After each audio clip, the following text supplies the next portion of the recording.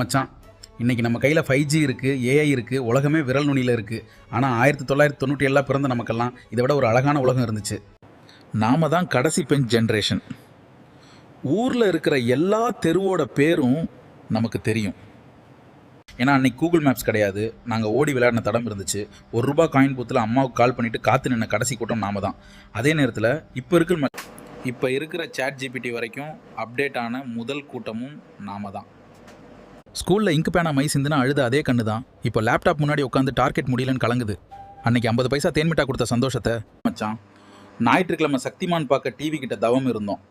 இப்போ ஓடிடியில் 1000 படம் இருந்தாலும் எதை பார்க்குறதுன்னு தெரியாமல் ஸ்க்ரோல் பண்ணிகிட்டு இருக்கோம்.